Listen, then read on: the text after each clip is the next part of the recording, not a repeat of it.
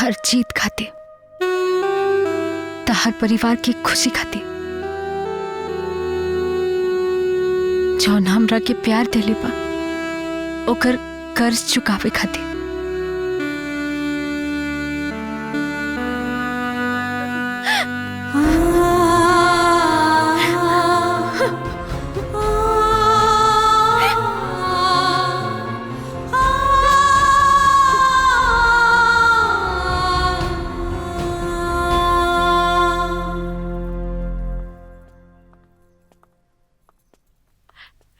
बेटा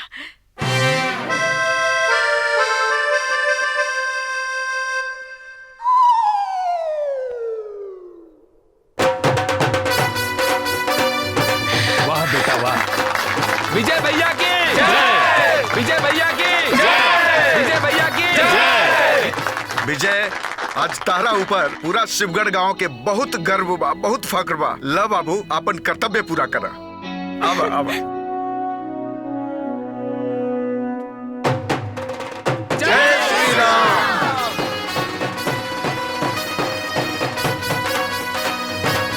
बाबूजी आए। हाँ ठाकुर साहब, आए ठाकुर साहब। आए बाबूजी।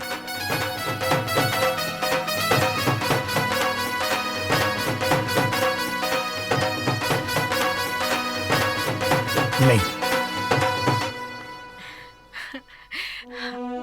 नहीं बेटा, अभी परिवार के गांव के मान सम्मान तू ही के रखे के बा। तू ही ध्यान कर बेटा। ला चलावा।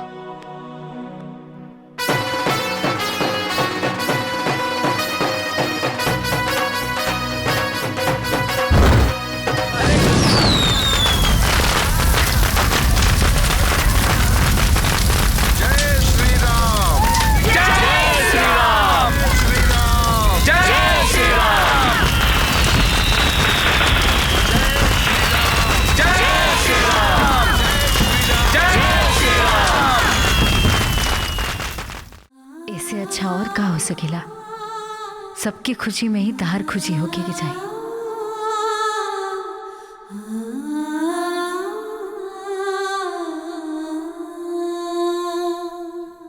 वीडियो कॉल पे बनल खाना तो हमनी के देख सकता नहीं जा, पर ओके खाइल नहीं खे जा सकत।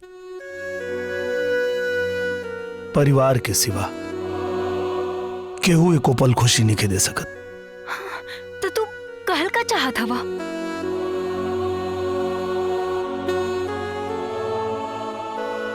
यह कहल चाहता नहीं कि हम अपना माई बाप के छोड़ के, ई गांव के छोड़ के तोहरा साथे अमेरिका नहीं खी जा सकत।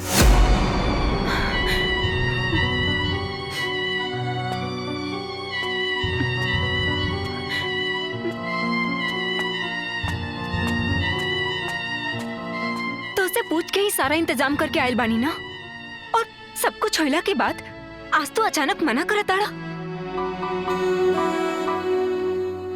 तब हम प्यार में आनर रही,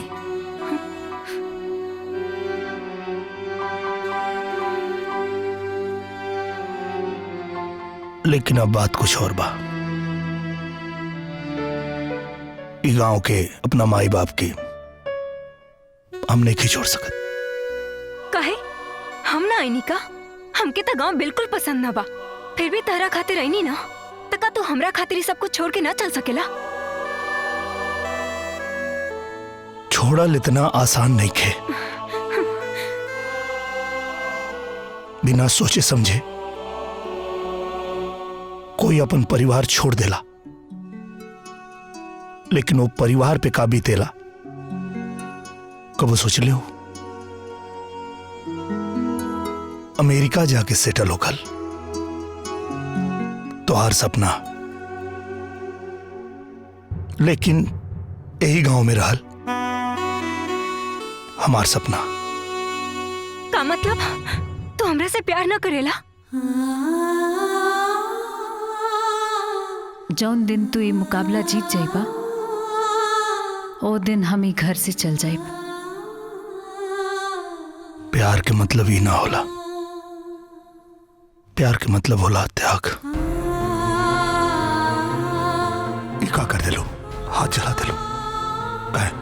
तहर जीत खातिर, तहर परिवार की खुशी खातिर, जौन हमरा के प्यार देले बा ओकर कर्ज चुकावे खातिर। हमके तो लगत बा ई जौन तू बोला ताड़ा ई तू ना केहू और बोल रहल बा। रोशनी ना